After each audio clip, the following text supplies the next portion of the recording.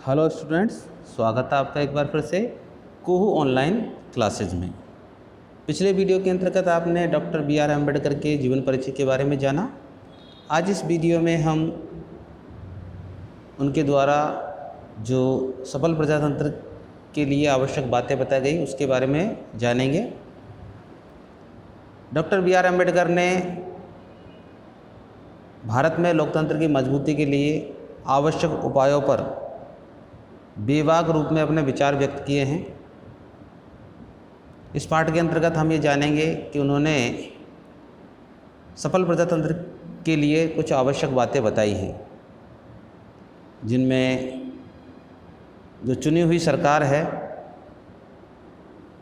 चुनी हुई सरकार को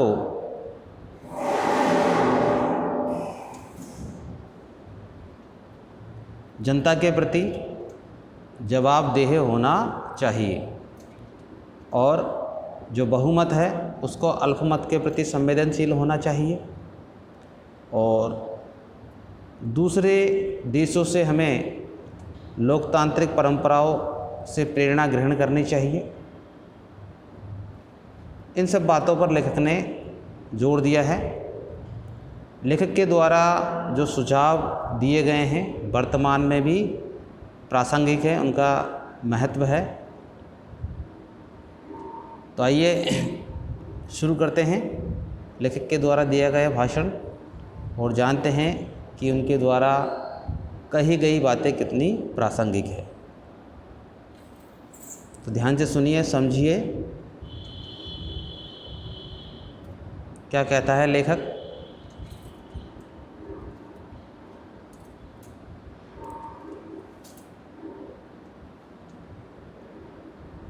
यह स्वीकृत मत है कि प्रजातंत्रवादी शासन व्यवस्था में जो सत्तारूढ़ है, सत्तारूढ़ यानी जो सत्ता में है, शासन व्यवस्था में है, शासन व्यवस्था जिसके हाथों में है, उन्हें प्रत्येक 5वें वर्ष लोगों के पास जाना चाहिए और उनसे पूछना चाहिए कि क्या उनकी सम्मति में वे इस योग्य हैं कि उन्हें सत्तारूढ़ रहना दिया जाए, ताकि वे उनके हितों का संरक्षण कर सके, उनके सौभाग्य को बना सके।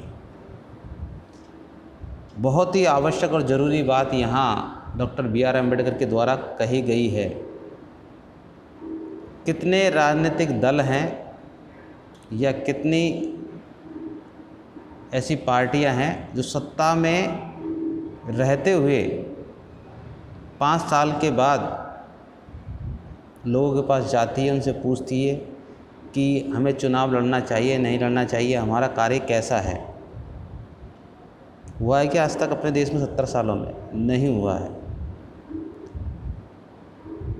कोई भी सरकार, कोई भी पार्टी आकर के लोगों से नहीं पूछती है, बस अपने विकास का एक प्रपत्र तैयार करती है और उसका मीडिया के माध्यम से भरपूर प्रचार प्रसार किया जाता है और बताया जाता है कि देखो देश का विकास हो रहा है।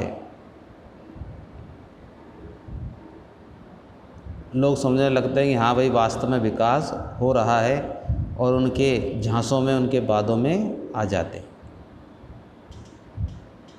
तो डॉक्टर बी.आर. अम्बेडकर की ये पहली जो आवश्यक बात है बिल्कुल सही है।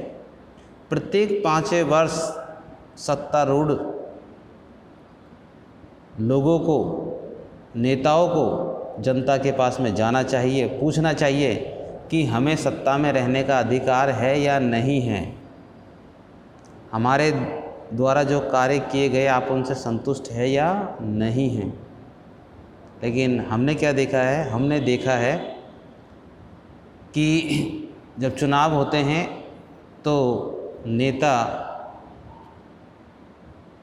खूब नज़र आते हैं, हाथ जोड़ते हैं, पैर पकड़ते हैं, लेकिन जब वो जीत जाते हैं तो ऐसे गायब हो जाते हैं, गधे के सिर से सींग गायब हो जाते हैं, नज़र ही नहीं आते हैं। हम फिर उनसे मिलना चाहे तो नहीं मिल सकते हैं, फिर बाद में आते हैं तो प्रलोभन देते हैं, पैसे के बल पर, ताकत के बल पर वो चुनाव जीत जाते हैं। तो यदि हमको प्रजातंत्र को सफल बनाना है तो जो सत्तारूढ़ शासन व्यवस्था है उसको हर 5वें वर्ष लोगों के पास में जाना चाहिए और उनसे पूछना चाहिए, उनकी राय लेनी चाहिए कि उनमें सत्ता में बने रहने का अधिकार है या नहीं है। लेकिन 70 सालों के इतिहास में आज भी हमारे देश में ऐसा नहीं हुआ है। कोई भी राजनीतिक दल, कोई भी शासन व्यवस्था जो है जनता के पास में नहीं है और ना ही उन्होंने पूछा। आगे बढ़ते हैं।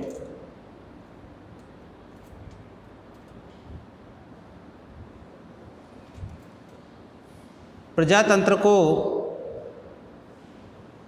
केवल इतने से ही संतोष नहीं होता, प्रत्येक 5वें वर्ष सरकार की रोकथाम की जा सके और इस बीच के समय में कोई सरकार को कुछ भी न कह सुन सके।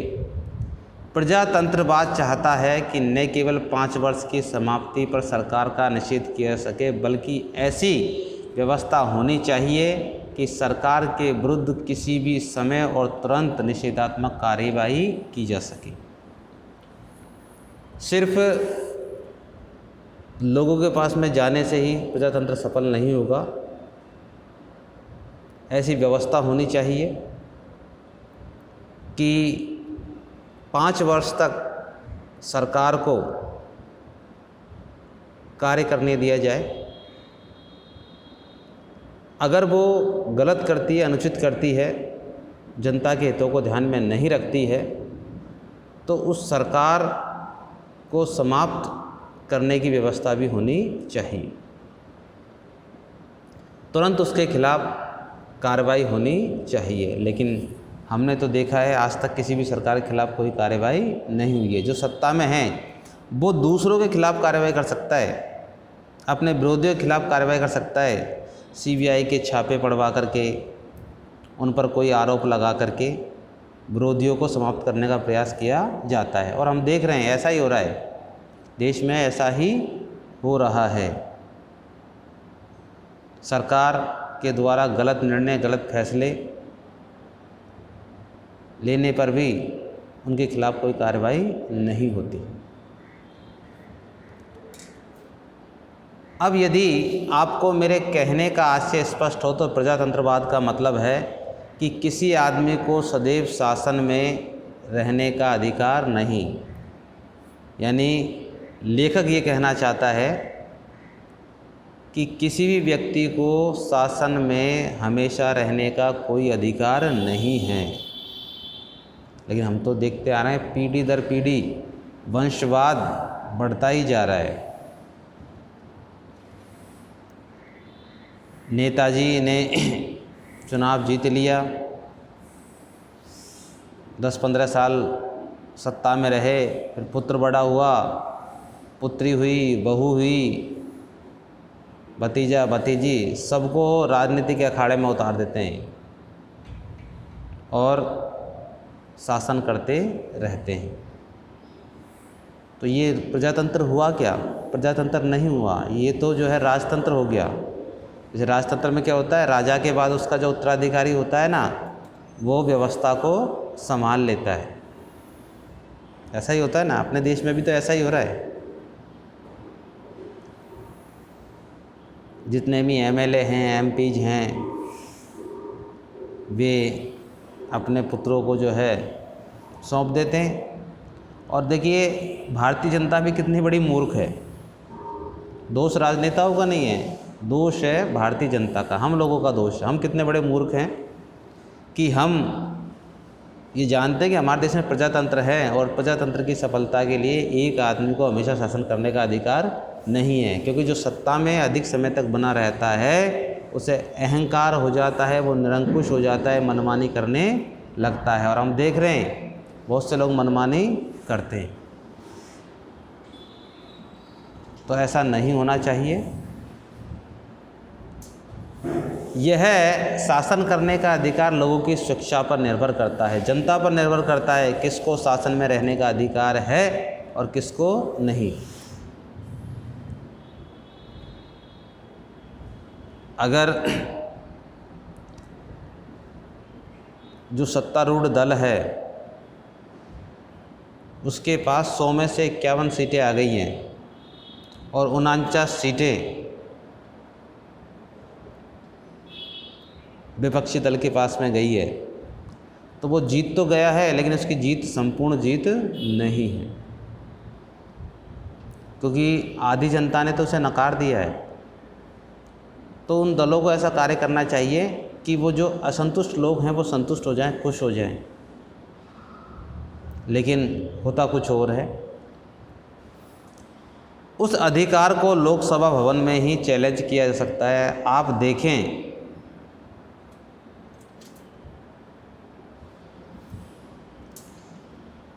कि विरोधी पक्ष का होना कितना आवश्यक है। विरोधी पक्ष होने का मतलब है कि सरकार हमेशा हथौड़े के नीचे रहती है। हमारे देश में जो है बहुदलीय व्यवस्था है, सत्तारूढ़ दल को मनमाने से रोकने के लिए विपक्ष है। विपक्ष के कारण सरकार हमेशा हथौड़े के नीचे रहती है, यानी कि दबाव में रहती है। लेकिन हमारे देश में तो विपक्ष का कोई महत्व ही नहीं है। सत्तारूढ़ जो दल है वो विपक्ष दल को समाप्त करने का प्रयास कर रहा है। सत्तारूढ़ चाहता है कि विपक्ष पूरी तरह समाप्त हो जाए, फिर हमारा विरोध करने वाला कोई नहीं बचे। लेकिन हम जानते हैं जब कोई विरोध करने वाला नहीं रहेगा तो मनमानी हो जाएगी, सत्तारूढ़ दल निरंकुश हो जाएंगे। तो विरोधी दल का होना तो बहुत ज़रूरी है, और विरोधी दल के कारण ही सरकार हथौड़े के नीचे रहती है, दबाव में रहती है, तभी सही ढंग से कार्य कर पाती है। अगर आलोचना करने वाला है ना तो आप अच्छे से अच्छे कार्य करेंगे, और आलोचना करने वाला नहीं है तो आपके कार्य में सुधार नहीं होगा। आप जो कर रहे हैं आपको वही अच्छा लगेगा, आपको लगेगा कि आपने जो किया बहुत अच्छा किया है, लेकिन वास्तव में ऐसा नहीं है। जब तक आलोचक नहीं होते हैं, विरोधी नहीं होते हैं, हम सही ढंग से कार्य नहीं कर सकते। तो लोकतंत्र की सफलता के लिए विपक्ष का होना बहुत ज़रूरी है, क्योंकि विपक्ष के कारण सरकार दबाव में रहती है। जो लोग सरकारी पार्टी में नहीं हैं उन लोगों की दृष्टि में भी प्रत्येक सरकारी कार्य का औचित्य सिद्ध होना चाहिए। दुर्भाग्यवश हमारे देश में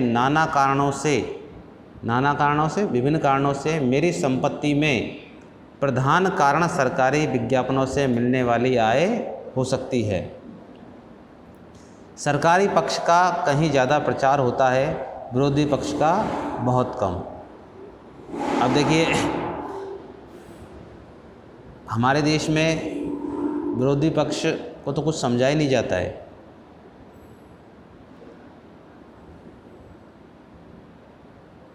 सरकार अपने विकास के कार्यों का विज्ञापनों के माध्यम से बहुत अधिक प्रचार प्रसार करती है। मीडिया भी जो है सरकारी विज्ञापनों को ही महत्व देता है, लेकिन विपक्ष को महत्व नहीं देता है। विपक्ष की खबरें ही नहीं आती है। विपक्ष क्या कहना चाहता है, क्या समझाना चाहता है, मीडिया में वो खबरें ही नहीं आती है, क्योंकि मीडिया तो बिक चुका है। मीडिया तो सरकार का ही गीत गाता है, क्योंकि वो चाहता है कि सरकार की कृपा उन पर बनी रहे, उनको विज्ञापन मिलते रहे।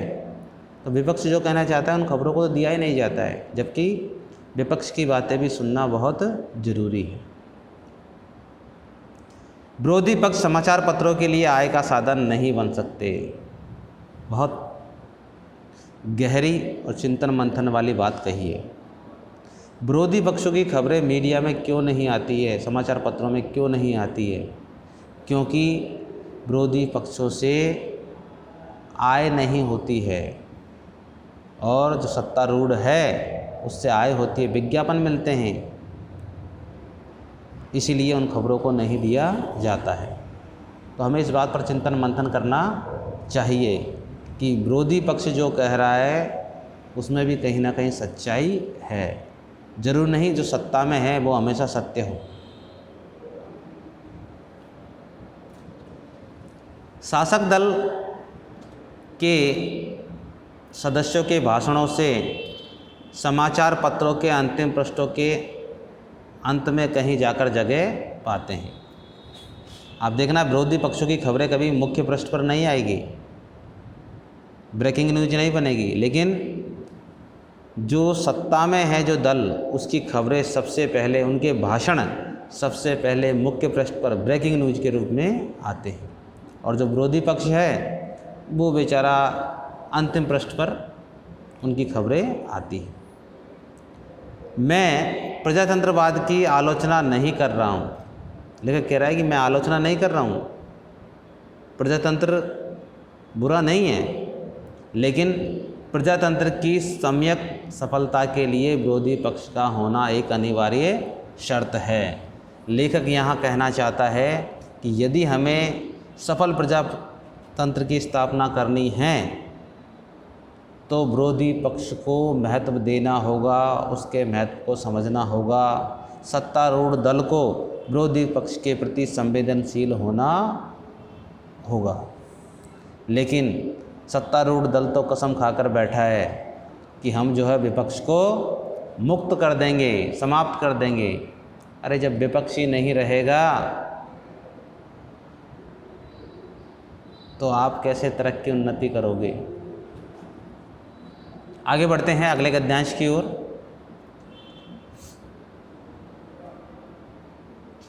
क्या आप जानते हैं, उदाहरण दे रहा है लेखक, क्योंकि लेखक ने तो पूरी दुनिया का भ्रमण किया है, शिक्षाविद है, समाजशास्त्री है, अर्थशास्त्री है,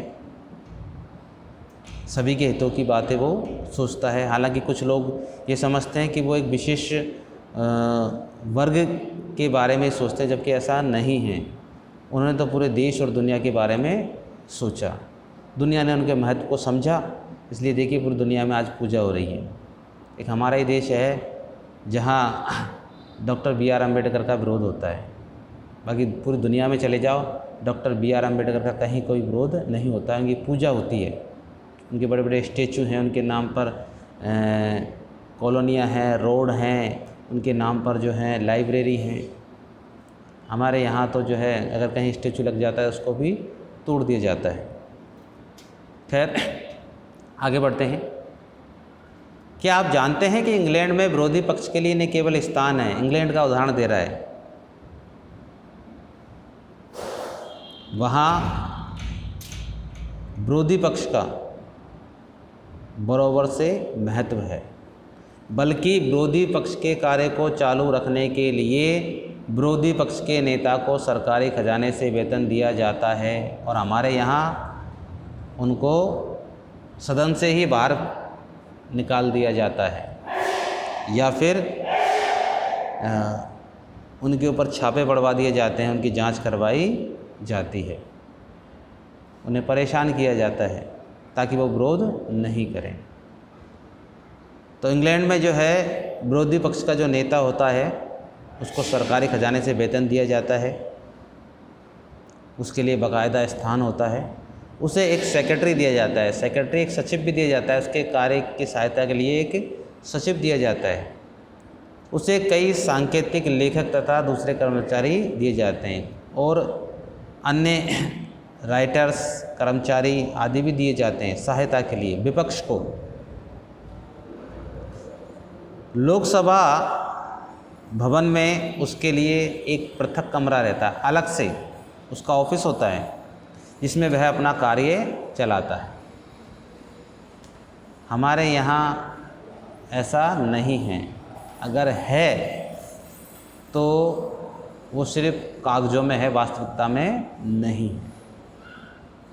इस प्रकार आप देखेंगे कि कनाडा में भी जिस प्रकार प्रधानमंत्री वेतन प्राप्त करता है, उसी प्रकार विरोधी पक्ष का नेता भी वेतन प्राप्त करता है। जो वेतन प्रधानमंत्री को मिलता है कनाडा में, वही वेतन विपक्ष के नेता को मिलता है। हमारे देश में मिलता है क्या? नहीं मिलता है। हमारे यहाँ तो जो सत्ता में है, सत्तारूढ़ जो दल है, विपक्ष को समाप्त करने में लगा हुआ है। तो यहाँ लेखक, क्योंकि इंग्लैंड में, कनाडा में लोकतंत्र हैं और वहाँ का लोकतंत्र सफल है, लेकिन हमारे देश में 70 सालों के बाद भी सफल प्रजातंत्र की स्थापना नहीं हुई है। तो आज के लिए इतना ही, मिलते हैं अगले वीडियो में। तब तक के लिए इजाज़त दीजिए। धन्यवाद।